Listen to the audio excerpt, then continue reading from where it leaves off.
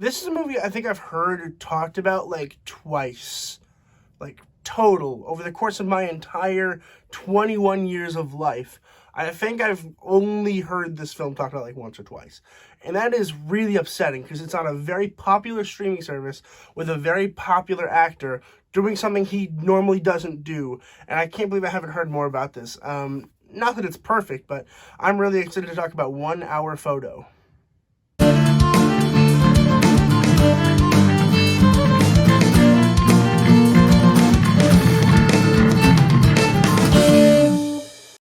1 Hour Photo was released in 2002. It was written and directed by Mark Romanek. And the general idea of the movie, in case you haven't seen it, no spoilers, but basically Robin Williams is a photo operator guy. Like when you go to like the Walgreens or the Rite Aid and you give them film, they develop it. He's a film developer where he develops the film into actual pictures that you can see. He does this, but he has this one customer he really, really likes. She's a sweet lady. She's married. She has a kid, and he really falls in love with her. So what he does is every time she comes in to take picture, to get film and get copies of it, he makes a copy for himself and puts it up in his wall, and he pretends like he's part of his family. And it's really freaking scary. Like, there are so many moments. There's like one big moment that it was really scary. If you know me and you follow my Snapchat, I posted that part of my Snapchat. It freaked me out.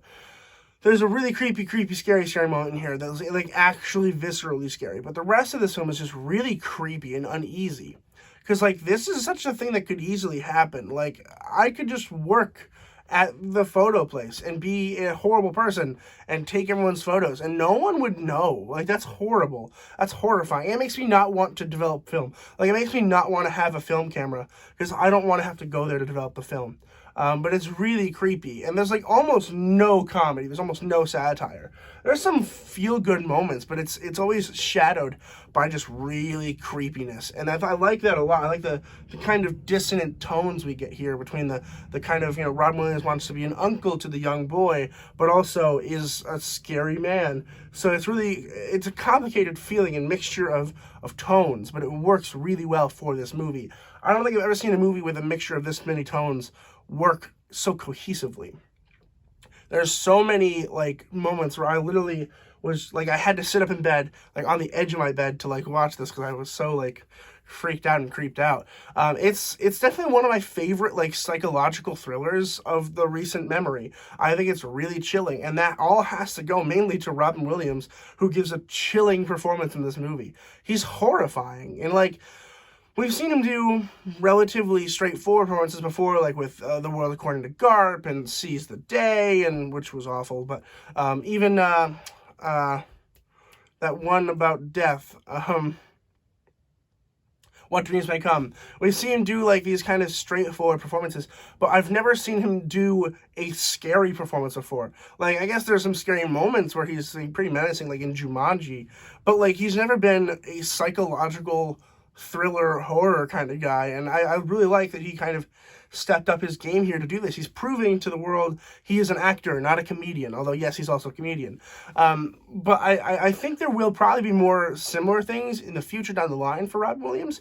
I don't know that. I haven't really looked that far on my schedule, but I'm sure it's going to happen. Like, I'm sure there's going to be moments where it's like, oh, whoa, like, that was really good for Robin Williams. And of course, Good Will Hunting. I don't know, I can't believe I didn't mention Good Will Hunting. Good Will Hunting, I think he won an Oscar for that one, or maybe that was for the other movie, you know what I'm talking about. But like, I wish that he kind of won something for this. I don't think he did. He might have, but it just feels so good. It feels so original and creepy as hell. And I'm really, really into that. I think it's super cool. I think if you haven't seen it, it's on HBO Max. I think you should check it out. If you like psychological horrors, you should check it out. It's just really down and creepy, and like, I'd never felt so like ugh while watching a movie in like quite a long time, like probably since I watched Killing of a Sacred Deer. Probably would be the last one that I felt like that weird, like, oh, that's kind of weird. So if you like The Killing of the Sacred Deer, you should definitely check this one out because they're very similar on like the vibes. So I'm gonna go ahead and give 1 Hour Photo an A-. Have you guys seen 1 Hour Photo? Let me know in the comments down below what you guys thought about it. I think it's really cool and really chilling. I don't know what everyone else thinks. I don't know what the general consensus is, but it's cool. I think you should check it out. It is on HBO Max if you wanted to check it out. You can find it there. It's probably my favorite streaming service, maybe next to Disney Plus, but definitely check that out if you're interested, because it's such a cool movie. I want to get this one on Blu-ray at some point if they have a Blu-ray copy, because it's that chilling and it's that cool.